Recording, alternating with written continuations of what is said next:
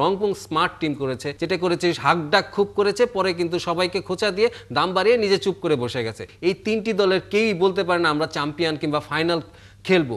ঢাকা লিগও কিন্তু highest paid ছিলেন, এটা তার জন্য আসলে নতুন কিছু না। নাইম শেখকে 1,10,00,000 টাকা নেওয়া হয়েছে।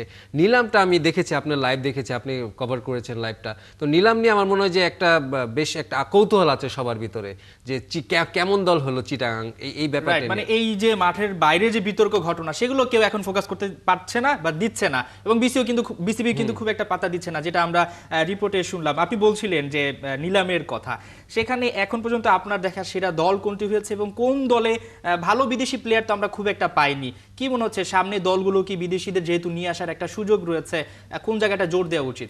আমার মনে হয় যে আমরা যদি একটু দল ধরে ধরে করি যে আপনি কেমন দল কে করেছে, প্রথমে যদি চিটাগাংয়ের কথাটা বলি, চট্টগ্রাম রয়্যালস যেটা করেছেন, যে মানে আমরা দেখলাম যে তারা প্রথম ডাকেই 1,00,00,000 মানে 10-এ উঠে গেল, মানে নিয়ে নিল আর কি। প্রথম ডাকেই তারা নাইম শেখকে নিয়ে গেছে। এটা নিয়ে অনেক কথা হয়েছে। নাইমের সঙ্গে কালকে আমরা কথা হচ্ছিলাম, তিনি কিন্তু বলছেন যে তিনি কিন্তু ঘরোয়া লিগেও ঢাকা লিগেও কিন্তু হাইস্ট পেড ছিলেন, এটা তার জন্য আসলে নতুন কিছু না।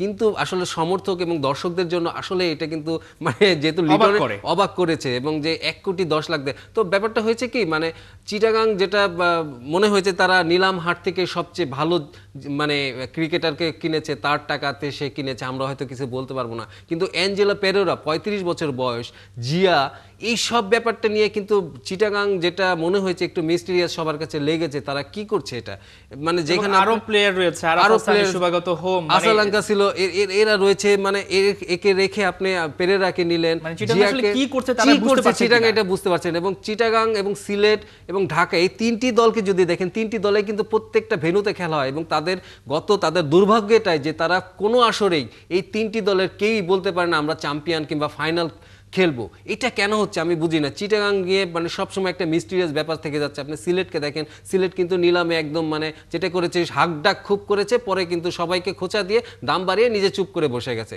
তো সিলেটের এবং সিলেট স্থানীয় ক্রিকেটারদের উপরে নির্ভর করেছে বেশি, এটা আমার কাছে মনে হয়েছে। এবং রংপুর যদি দেখেন, আমার মনে হয় যে রংপুর স্মার্ট টিম করেছে। তাদের কিন্তু আপনার কম দামে বলবো না, কম দামেই পেয়ে গেছে ভালো ভালো কিছু ক্রিকেটার। এবং তারা যেটা করেছে, মুস্তাফিজ তাদের সবচেয়ে বড় বিগ ফিশ আমি বলবো, মুস্তাফিজ, তারা কিন্তু ন্যাশনাল টিমের 5 জন ক্রিকেটারকে রেখেছে। সেই সঙ্গে বিদেশি আমি যেটা বলবো যে ইটালিয়ান পিৎজা টাচ দিয়েছে তারা, ইটালিয়ান একটা ওপেনারকে। তারা যেহেতু লম্বা সময় ধরে বাংলাদেশ প্রিমিয়ার লিগে খেলছে, তারা কিন্তু ভালোমতো বুঝতে পারছেন। এবং তাদের কোচিং প্যানেল আপনি যদি তাকান, বা তাদের ম্যানেজমেন্ট, কিংবা তারা গ্লোবাল সুপার লিগে খেলছে, মানে দেশে না শুধু দেশের বাইরেও খেলছে, একটু অভিজ্ঞতা রয়েছে, তারা বুঝতে পারে যে দলটা আসলে কিভাবে কি করতে হবে। যদি চ্যাম্পিয়ন তারা নাও হয়, সেটা দেখে কিন্তু তাদের যে ফ্যান বেস রয়েছে তারা কিন্তু যথেষ্ট খুশি এবং পেশাদার একটা ফ্রাঞ্চাইজি মনে হয়েছে। আমি একটু নাইম শেখের এই জায়গাটা ফিরতে চাই। আপনি বলছিলেন যে ঘরোয়া লিগে সবচেয়ে বেশি টাকায় তিনি সেল হয়েছেন, এর বাইরে বিপিএল তিনি সবচেয়ে বেশি টাকা পেয়েছেন।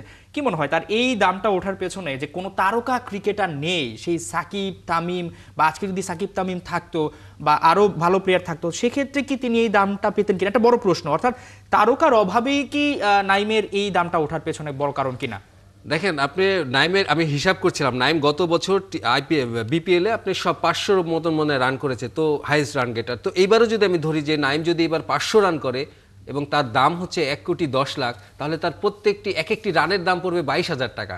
মানে আপনার যেই ক্রিকেটারটি 22,000 টাকা একটি রান সেভ করলে সে ভাববে যে আমি 22,000 রান টাকা সেভ করেছি। তো নাইমকে নিয়ে যেটা হয়েছে যে নাইমের আপনি ঘরোয়া ক্রিকেটে তার পারফরমেন্স রয়েছে, বাট ইন্টারন্যাশনাল কিন্তু তার ওইভাবে সুনাম নাই। সে আসলে ঘরোয়া লিগের পারফরমেন্সে সন্তুষ্ট, যেহেতু সে সবসময় হাইয়েস্ট পেমেন্টটা পাচ্ছে, এখানে একটা ব্যাপার থাকতে পারে। আমরা দেখতে চাই যে আসলে তার যে টাকায় কেনা হয়েছে সেই অনুযায়ী সে পারফরমেন্স করতে পারে কিনা।